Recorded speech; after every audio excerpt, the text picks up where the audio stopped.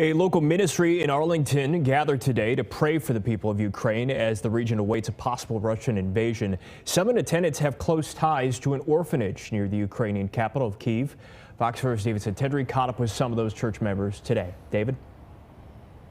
Well, Blake, North Davis Church of Christ in Arlington supports a group of missionaries who have been in Ukraine for about 20 years. Those missionaries run an orphanage, but they just decided to move back to the States full-time about 6 months ago. They now run that orphanage from afar. They had no idea about the potential new conflict that was just around the corner.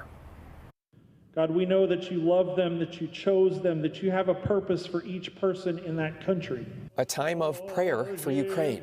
Behold our King. Some of the few dozen people inside North Davis Church of Christ in Arlington Saturday call Ukraine a second home.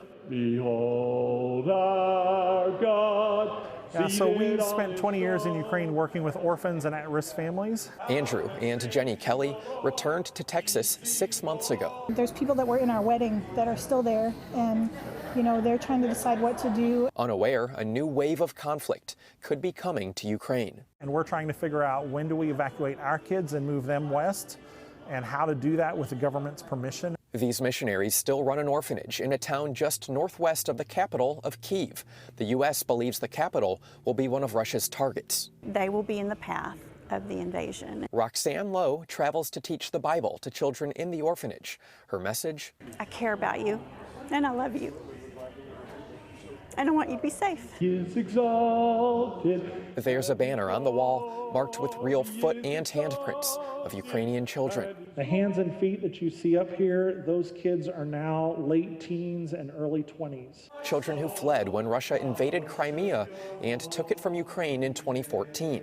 And now today they face the possibility of having to flee again. It's a dangerous situation. People here pray fades away. We pray that you would surround that nation, that you would place your angels on each border, and that you would protect Ukraine.